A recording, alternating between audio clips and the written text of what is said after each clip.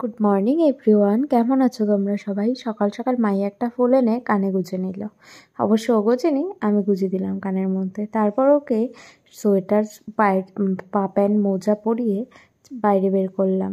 যেহেতু বাইরে প্রচণ্ড ঠান্ডা, সেই কারণে তো শীতের পোশাক পরতেই হবে। আর আমি একটু ওয়ার্কআউট করেছি বলে আমার অতটা ঠান্ডা লাগছে না, আর সকালবেলা কাজকর্ম করি তো সেই কারণে। তো আমি সকালবেলা বাসি নাইটিটা ছেড়ে ওয়ার্কআউট করার জন্য এটা পরেছিলাম। তারপর ভাবলাম চলো ঠিক আছে, একবারে রান্না টান্না করে স্নান করে আবার অন্য ড্রেস পরে নেবো। এখন তো সকালে তেমন কেউ ওপরে আসে না। আর এই যে আমি এখানে কালকে রাত্রেবেলায় সমস্ত সবজি কেটে রেখেছিলাম, পুঁই শাক, ভেন্ডি, আলু, তারপর পুঁই শাকের সঙ্গে যে সবজিগুলো দেবো ওগুলোকে। মাইকেও সকালবেলা একটু জল খাইয়ে নিলাম, আর আমিও একটু জল খেয়ে নিলাম।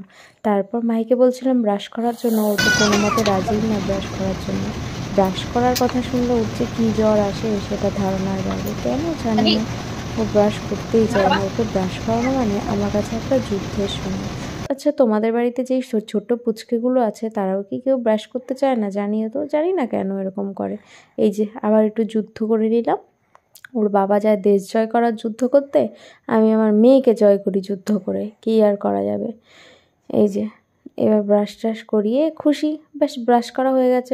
আমি না এখানে ফোনটা সেট করে রেখে গিয়েছিলাম ওর জন্য বিস্কিট আনতে, আর ও একা একাই ক্যামেরার সামনে এগুলো করছিল। পরে আমার দেখে বেশ ভালো লাগলো, মনে হলো যে চলো এটা কাটবো।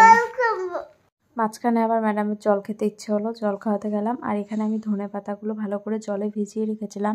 বাবা যখন আগের দিন এসেছিলো তখন আমাদের ক্ষেতের থেকে ধনে পাতা এনেছিল। আমাদের ক্ষেতে অবশ্যই ধনে পাতা চাষ করেনি, মানে পাশের ক্ষেতে থেকে এনেছিল। আর এই যে ভেন্ডি আলু ভেজেছি, তো মাই ভেন্ডি আলু ভেজে খেতে প্রচণ্ডই ভালোবাসে। আগের দিন আমি বাড়িতে বলছিলাম যে আমাদের বাজারে ভেন্ডিই পাচ্ছে না, তো বাবা যখন এসেছিলো বাবা বাজার থেকে ভেন্ডি কিনে নিয়ে এসেছিলো, মাই খাবে বলেছে বলে কথা। আর এখানে আমি সয়াবিনটা এখানেই দিয়ে ইলেকট্রিক কেটেলে কিছুটা সেদ্ধ করে নিলাম যাতে নরম হয়ে যায়। তাবিজটা বারবার হাতের নিচে নেমে যাচ্ছিলো, তো তুলে নিলাম, নয় বর ক্যামেরাতে দেখলে আমার বরমশাই আবার আমাকে বকবে। তো দেখো তুলে নিয়েছি। আর এখানে ভেন্ডি আলু ভাজা মাই আবার আরেকটু নিল, আবার আরেকটু নিল। আর আমি এখানে পেঁয়াজ আর ধনেপাতাটা কুচু কুচু করে কেটে কাটছিলাম যাতে ডাল রান্না করব, তাই ডালটা অলরেডি সেদ্ধ হয়ে গেছে। আমি তার ফাঁকে বোধহয় কিছু একটা বসিয়েছিলাম কড়াইতে তখন। আর এই যে ধনেপাতাটাও কুচি কুচি করে কেটে নিলাম। অত বেশি কুচি কুচি আমি করতে পারি না, যেরকম মাঝখানে ম্যাডাম আমার ভেন্ডি ভাজি নিয়ে নিল।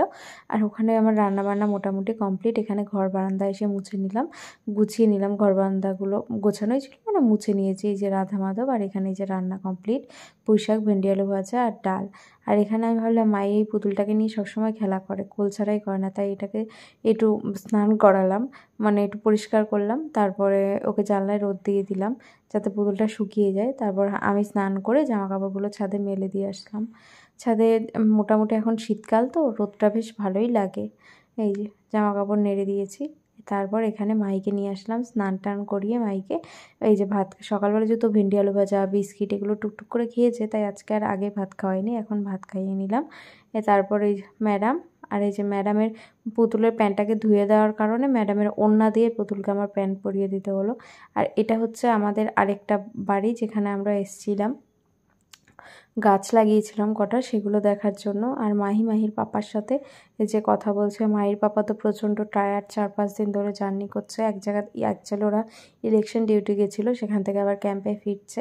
তারপর মাইকে নিয়ে স্কুলে চলে গেছিলাম। তারপর স্কুল থেকে এসে খেয়ে দিয়ে মাই ঘুমিয়েছিল। এখন মাই ডান্সের ক্লাসে যাচ্ছে ডান্স করতে। এই যে ডান্সের ক্লাসে একটা পাপ্পিকে দেখে প্রত্যেকটা বাচ্চা এটার পেছনে পড়েছিল। তারপর রাত্রেবেলা বাড়ি এসে কিছুক্ষণ বসে টসে রাতের রান্নাটা সেরে নিলাম, বা রান্নাঘরটা ভালো করে গুছিয়ে নিলাম। আমি না রাত্রেবেলায় রান্নাঘর পরিষ্কার করে রাখি।